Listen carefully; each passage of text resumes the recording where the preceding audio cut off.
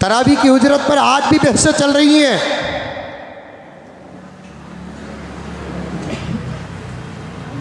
एक ग्रुप में तो साफ कहा गया है तरावी पढ़ा कर लिया जाने वाला पैसा दुनिया के हराम पैसों में सबसे बड़ा हराम पैसा है। ला हौल वला कुव्वता इल्ला बिल्लाह।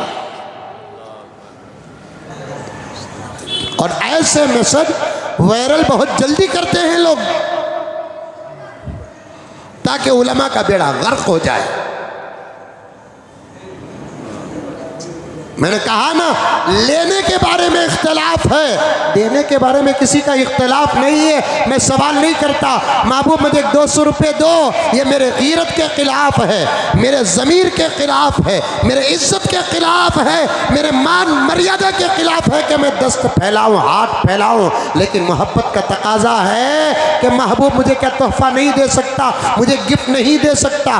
तोहफे पर पाबंदी कहाँ है? तोहफे पर पाबंदी कहाँ है? प्यारे आका ने तो तोहफे पर तरगीब दी है।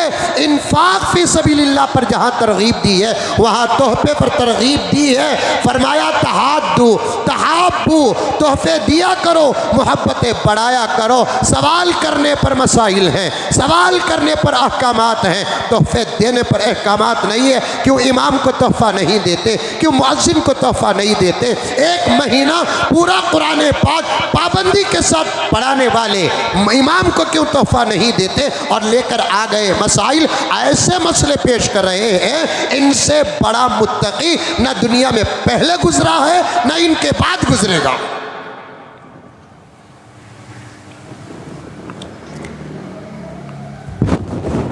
उठाकर देखिए, उलमा बैठे हैं, वायरल हो रहा है तरावी पढ़ाकर लिया जाने वाला पैसा दुनिया के हराम पैसों की जितने किस्में हैं उसमें से सबसे बड़ा हराम है। फिर उन्हीं के घरां देखो, तिजारत नहीं, 24 घंटे मस्जिदों में बैठे रहते हैं। फिर आसमान को छूने वाली इमारतें कौन फरिश्ते बनाकर छोड़े? उन्हीं के कार और सवारियां देखो, 25-25, 50-50 लाख रुपए की। सुबह को दीन की बात, दोपहर को दीन की बात, असर के बाद दीन की बात, मगरिब के बाद दीन की बात हो रही है। लेकिन घरों के सामने 4-4 जाती सवारियां खड़े हुए हैं कि आसमान से उतरे।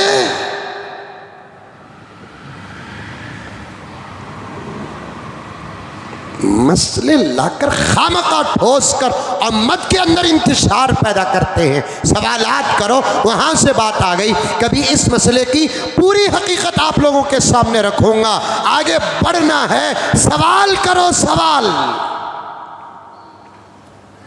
उलमाए किराम की तनख्वाहों में इजाफा करो।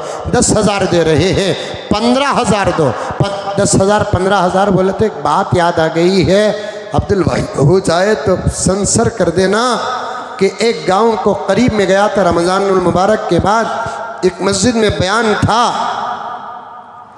वहाँ के ज़िम्मेदारान मुझे कहा है कि कुछ औक़ाफ़ के बारे में बात करें। मैंने औक़ाफ़ के बारे में बात किया। उसके बाद खाने के वक्त आकर बैठे हुए थे, एक मौलाना आकर कहने लगे, मौलाना जिस मस्जिद में आपका बयान हुआ है उस मस्जिद को सालाना तकरीबन 3-4 लाख की आमदनी है। अल्हम्दुलिल्लाह, माशाल्लाह बोलो रे बाबा। मस्जिद को ज़बरदस्त दुकाना कॉम्प्लेक्स, चंदे की ज़रूरत ही नहीं, 4-5 लाख रुपए माहाना बग़ैर किसी ऐलान के आ रहे हैं। मैंने कहा खुश होकर अल्लाह ताला और दे। उसके बाद मैंने अपना ख्याल पेश किया, हो सकता है कि यहाँ के इमाम की तनख्वाह कम से कम 60-70 तो होगी। तो मुस्कुराए, अजीब मुस्कुराना, मुस्कुरा कर कहने लगे 12,000 रुपये तनख्वाह है हज़रत।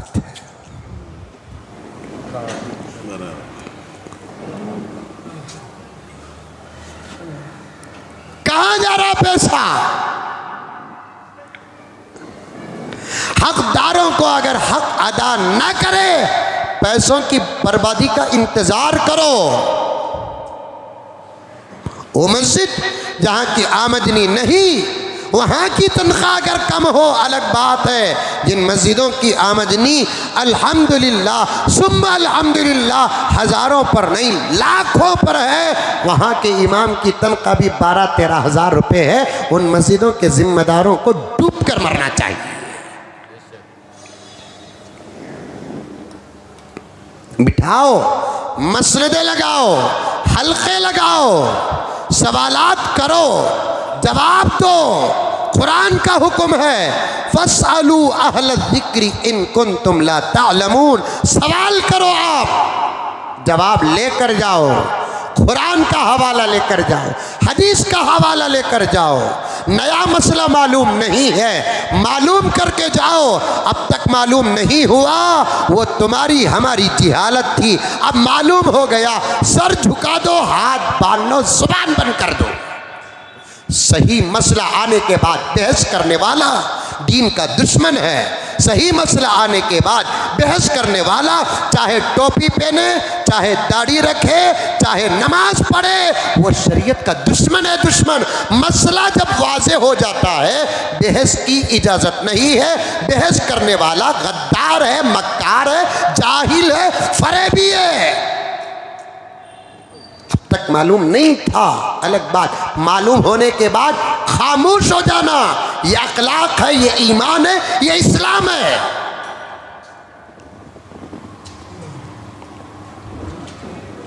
लेकिन नहीं, ज़माने से कर ले कोई हमें। कुरान आ भी जाए, हम कुरान की बात नहीं मानेंगे, वो माँ करेंगे जो हम पे ज़माने से कर रहे हैं।